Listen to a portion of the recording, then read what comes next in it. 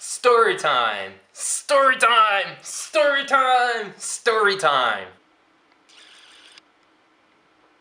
Okay, so you probably already heard the story. It's called The Glass of Water. So it's a professor who goes into a room, he's holding a glass of water. And he's asking the class, how heavy do you think this glass of water is? The class answers 20 to 250 grams, many answers. But at the end, the professor says, you know what? Actually, the weight is not that important. What's important is how long can I hold it? So he started to hold it, just holding a glass of water for a minute, so seeing everything fine, people can do that. Then he says, imagine if I hold this for an hour. What do you think is going to happen? I'm going to start having cramps, maybe I won't actually be able to hold it for a full hour, it depends how heavy this glass can be, and imagine if I do this for another 24 hours. What will happen? I'll definitely go to the hospital. Like, there's no way I can do this. I know myself, I can't do it. Why would I do that? And what he uses as a metaphor for the glass of water is negative thoughts, or just thoughts, or burden, things that bother you on a daily basis, something that happened and you cannot focus on a daily life because of it. It's blurring your daily activities. And so what he says you have to do to hold it for a full 24 hours, you have to put that glass of water down and you have to rest. And that's the same thing with thoughts.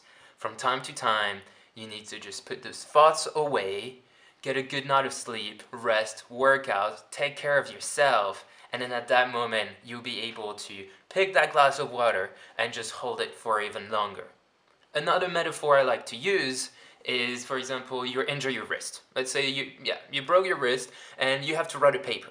Are you going to use your wrist to write a paper? No, because if you do that, you would just be in a crazy amount of pain depending on how much you injured your wrist.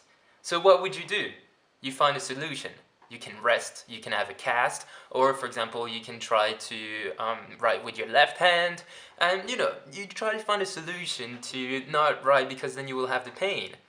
Some people will do the thing of they will take painkillers. Okay, so the pain subsides, they can write, and hopefully the thing will get healed and they can just forget about it. But don't do that. Please don't do that. It's the same thing with thoughts. Don't put it somewhere in your brain and then just hope and pray that it will never show up, because that's not going to happen. It's going to show up one day, you won't even think about it, and it's gonna hurt you so much. It's like that wrist. The injury is gonna be worse, it's gonna be a pain you never had before, and good luck taking care of it. It's gonna be fine, you're gonna find a solution to take care of that wrist, of your thoughts, but it's not what you expected. It's gonna be it's gonna be so much worse than at the beginning. So what do you do in this moment?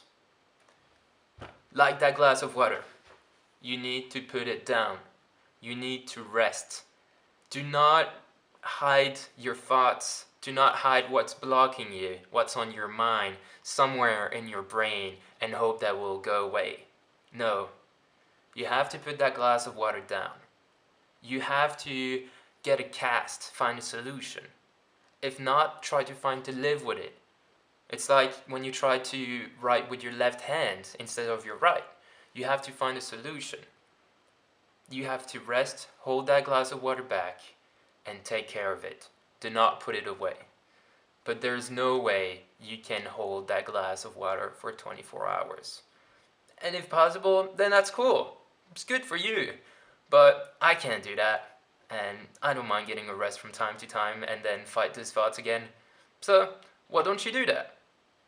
You got this.